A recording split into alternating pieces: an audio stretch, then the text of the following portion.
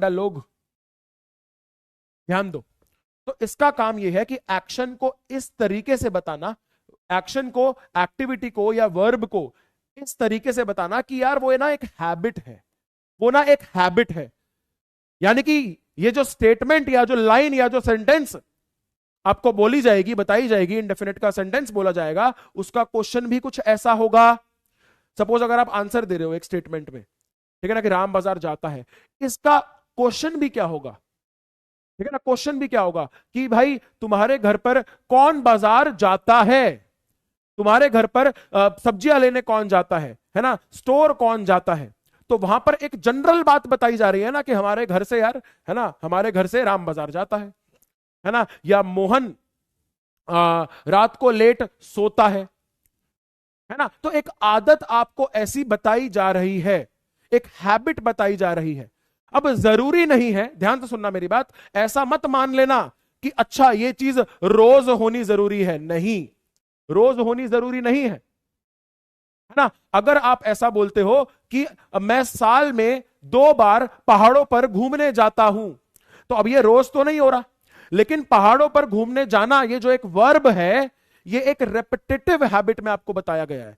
अब वो repetition of habit जरूरी नहीं है कि डेली हो, वो वंस अ वीक भी हैबिट हो सकती है ना, वो वंस अ फोर्टनाइट भी हो सकता है। अब फोर्टनाइट देखो ऐसे यूज कर लो, जैसे मैंने अभी यूज कर लिया ना कितने नॉर्मली, आप भी अपने लैंग्वेज में ऐसे यूज कर लो फोर्टनाइट, जनरली अब तक मुझे नहीं लगता करते होगे, है ना। तो वंस अ फोर्टनाइट ऐसे बोलोगे, देखो तो आपको लगेगा कि अरे बाकी अपने आसपास के लोगों से शायद मैं अलग वर्ड यूज कर रहा हूं।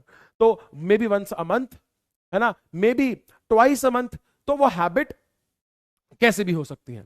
ठीक है, बात समझ में आई। साल में 2 बार चाहे आप जाते हो, लेकिन जो वर्ब है वो हैबिट की तरह आपको बताई जाए। ठीक है, तो इट इंडिकेट्स द एक्शन और वर्ब एज अ हैबिट या फिर डेली रूटीन, ठीक है ना, चाहे डेली रूटीन हो चाहे वीकली हो, ठीक है ना, इस तरीके से। या फिर आप इसकी जगह लिख सकते हो रेपिटेटिव, रेपिटेटिव एक्टिविटी। तो एक काम प्रेजेंट इंडेफिनिट का क्या होता है, ये होता है जैसे कि Ram goes to the market, ठीक है। इसके अलावा यूनिवर्सल फैक्ट्स बताने हो, यूनिवर्सल ट्रूथ बताने हो, ये भी प्रेजेंट फॉर्म में प्रेजेंट इंडेफिनिट का काम रहता है, इंडेफिनिट इन प्रेजेंट। जैसे कि earth revolves around the sun, earth revolves around the sun, universal truth है, बहुत सारे भी आपने खुद भी बता दिए।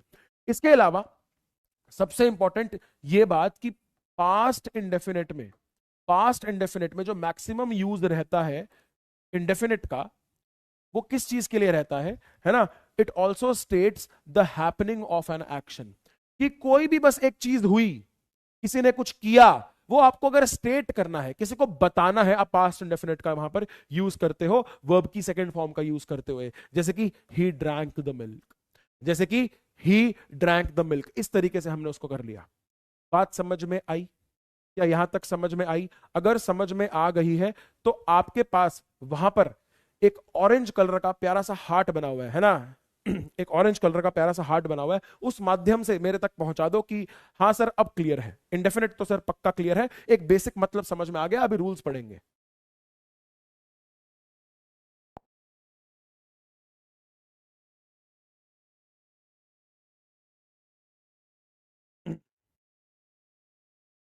Very good, very good.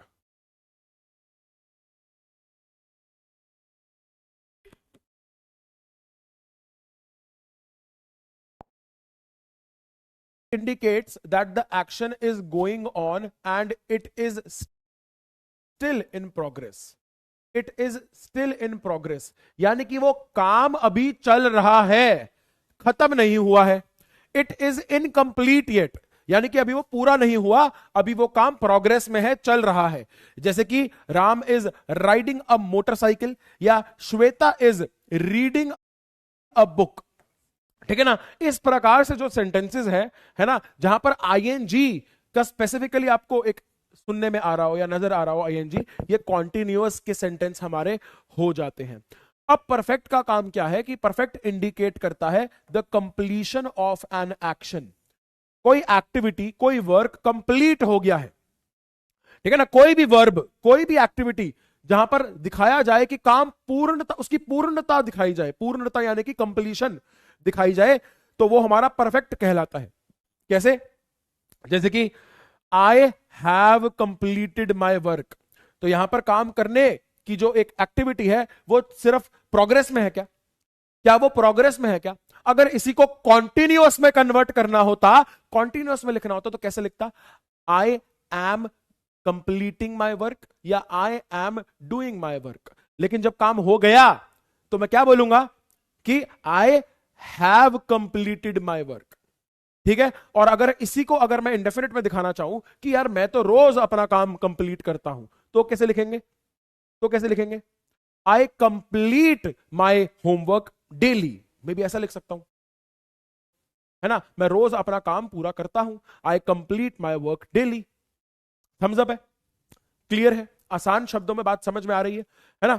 अब आगे, जैसे कि Geeta has eaten all the mangoes, ठीक है ना भाई, कि भाई गीता ने सारे आम खा लिए हैं, ये कार्य पूरा कंप्लीट हो चुका है। ठीक है ना? जैसे कि डिनर के बाद अगर मैं बोलूं कॉन्टिन्यूअस में लिखना हो तो Geeta is eating a mango, या फिर ऐसा लिख सकते हैं अगर इसको इंडेफिनिट में शो करना है तो गीता लव्स मैंगोज या गीता ईट्स मैंगोज, ऐसे लिख सकते हैं। ठीक है ना? अब यहां पर अगर कंप्लीशन हो रही है तो Geeta has eaten all the mangoes, ऐसा हम लिख सकते हैं।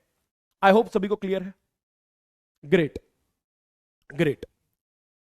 अब अगर यहां तक क्लियर है तो परफेक्ट कॉन्टिन्यूअस पर आ जाते हैं। परफेक्ट कॉन्टिन्यूअस क्या है? पहली बात तो परफेक्ट और कॉन्टिन्यूअस का कॉम्बिनेशन है, जैसा हमें शब्द बताते हैं, है ना? अब इसका लेकिन मतलब क्या है? इसका मतलब क्या है?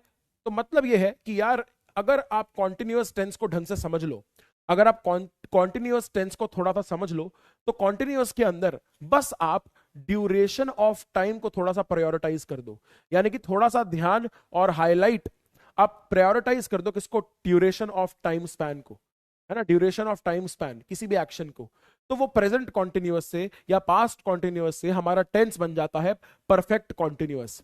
यानी कि मैं बोलता हूं कि यार ऐसे डायरेक्टली अभी नहीं बताऊंगा, चलो इसको मैं बताऊंगा जब मैं ढंग से इसको डिटेल में पढ़ाऊंगा, ठीक है ना? एग्जांपल देकर ढंग से बताऊंगा। अभी ऐसे बोल दूंगा ना तो ना तुम्हें ढंग से समझ आएगा, और थोड़ा सा आ भी जाएगा, थोड़ा नहीं भी आएगा, फिर कंफ्यूज रहोगे। ठीक है? तो इसको पूरा एक्सप्लेन जब मैं इस टेंस को पढ़ाऊंगा तब एग्जांपल देकर समझाऊंगा। अभी सिर्फ इतना समझो कि यार ये कॉम्बिनेशन है दोनों कॉन्टिन्यूअस और परफेक्ट टेंस का।